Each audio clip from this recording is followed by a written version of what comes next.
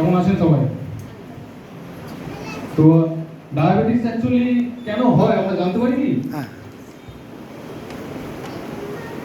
আমাদের শরীরে ইনসুলিন নামে একটা হরমোন থাকে, সেই হরমোনটা কমে গেলে আমাদের ডায়াবেটিস হয়। এমনকি বাচ্চা থেকে এখনকার তো বাচ্চাদেরও ডায়াবেটিস হচ্ছে।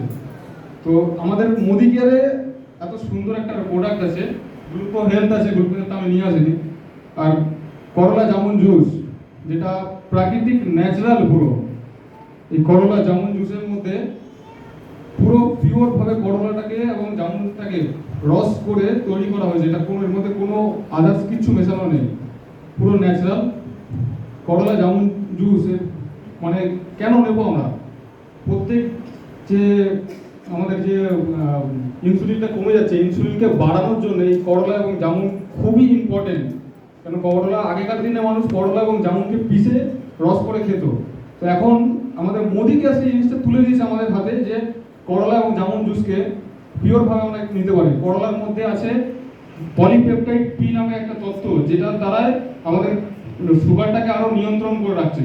এমনকি কিডনি, চোখের প্রবলেম, তারপরে হার্টের প্রবলেম, যা কিছু প্রবলেম হচ্ছে এগুলো সব সুগার থেকেই আস্তে আস্তে হচ্ছে। এমনকি ক্যান্সার পর্যন্ত ধরা পড়ে যায় অনেক মানুষের।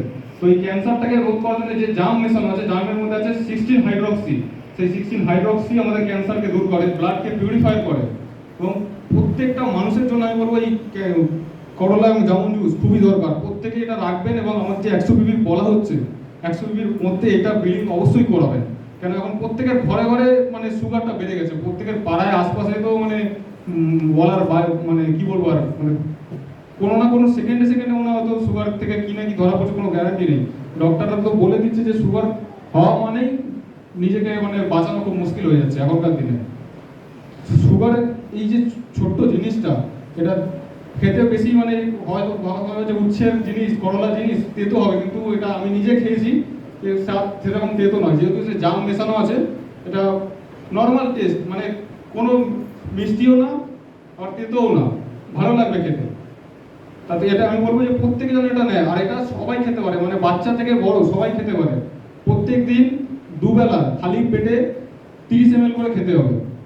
বাট এটা দুজন মানুষ খেতে পারবে না। যারা স্তন্যদানকারী মায়েরা আছে তারা খেতে পারবে না, এবং যারা প্রেগনেন্ট মহিলারা তারা খেতে পারবে না এটা। তো আজকে এইটুকুই। এটার দাম বেশি না, এটার এমআরপি আছে 365 টাকা, এটা আমরা পেয়ে যাবো 315 টাকায়। যেহেতু যারা মনিকারে আমরা আছি তারা 315 টাকায় এটা পেয়ে যাবো। তো আজকের এইটুকুই, নেক্সট টাইম আবার কোনো কিছু। এক্সিলেন্ট। সুগারের হাত থেকে আমরা কিভাবে নিজেকে